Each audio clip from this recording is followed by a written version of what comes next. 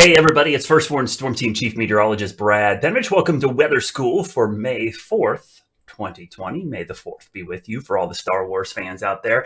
This is also an important week here in North Carolina as we are now in the midst of Hurricane Preparedness Week. Now, we're about a month out from the start of hurricane season, which runs from the beginning of June to the end of November. In the Atlantic basin, in the Eastern Pacific, it actually starts on May 15th. So we're getting to that time of year where we start keeping an eye on the tropics. And this is a good time before the season starts to get you ready for the upcoming hurricane season. It's really important to have a plan in place because, like with anything, you don't want to wait to the last minute when there's a storm brewing and you don't have your plan together. So right now is the time to do it, especially since we do have time on our hands. We can start doing some of the stuff at home without a whole lot of other things needed. So today, meteorologist Aisha Scott is going to talk about Hurricane Preparedness Week. Every day this week, there's a different topic. I'll be posting those on Facebook and Twitter throughout the week to kind of get you ready for the beginning of hurricane season. Here is Aisha.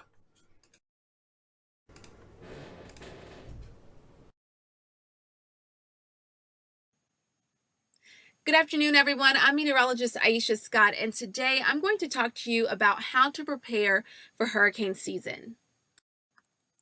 Now, believe it or not, hurricane season starts in less than 1 month. That's right, in less than 1 month.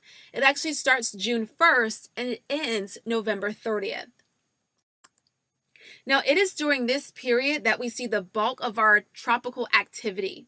Now, our biggest increase in tropical activity is late August into September, but the peak of hurricane season is actually right around September 10th. So although our hurricane season runs from June to November, we could see storms develop occasionally outside of this time frame. On average, we have 12 tropical storms, 6 hurricanes, and 3 major hurricanes that form over the Atlantic basin. The Atlantic basin includes the Atlantic Ocean, the Caribbean Sea, and the Gulf of Mexico. But keep in mind, some seasons are below average, other seasons are above average. 2020 is actually looking like it may shape up to be an above average hurricane season. Now let's talk about some of the hazards. We all know, especially if you've experienced hurricanes, the main hazards that we think about are the heavy rain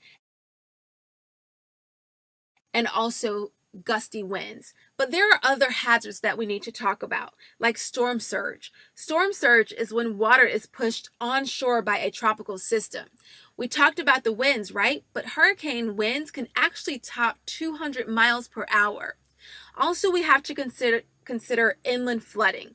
The inland flooding is actually caused by the heavy rain from the tropical systems. It could actually damage homes and it could wash away roads as well.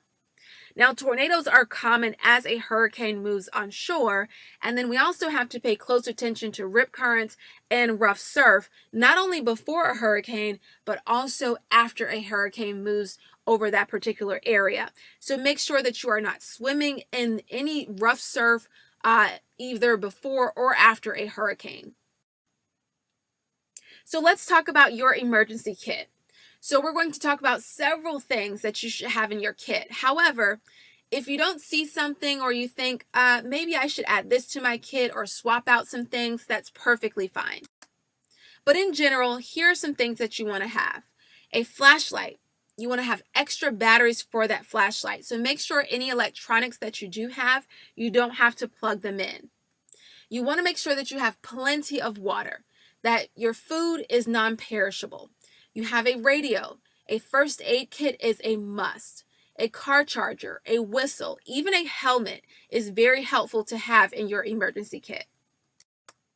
Have a communication plan, not only with the people that live in your home, so your household, but also have a communication plan with your neighbors. Now, you also want to learn your evacuation route. Learn how far you have to travel if you do have to evacuate. You want to also leave when told to do so. Don't waste any time waiting around.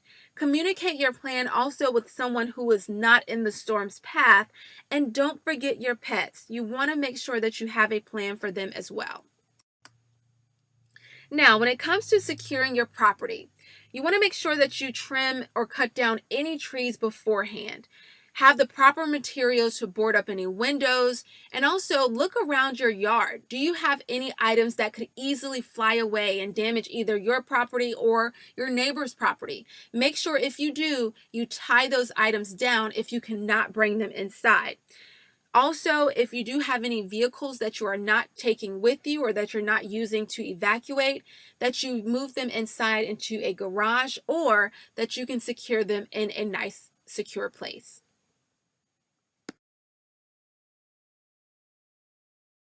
Thanks, Aisha. Yeah, some great tips there as we get ready for hurricane season, which I can't believe is almost here. So we're getting close to that time of the year where we start looking at the tropics. The good news is right now there's nothing brewing in the tropics. In fact, what's interesting about our weather pattern over the next couple of days, we're going to go back to kind of more of a winter pattern here for May. Temperatures 15 to 20 degrees below average coming up, going into the end of the week, into the upcoming weekend. So everybody who thought, hey, we're going right into summer, especially after the 80s yesterday and the 80s today, far from it. We're going to get a blast of cold air and maybe a late season frost or freeze. Hope you enjoyed today's weather school. As always, if you miss any of our weather schools, you can go to WCNC.com. We've got them all there, as well as a link to our YouTube channel. WCNC's YouTube channel has a playlist with every weather school going back to the beginning of March. So you can go back and review those. We'll be back tomorrow again at 1 o'clock here for WCNC's Weather School. Have a great day. Get outside and enjoy some of this gorgeous weather before it cools down later this week.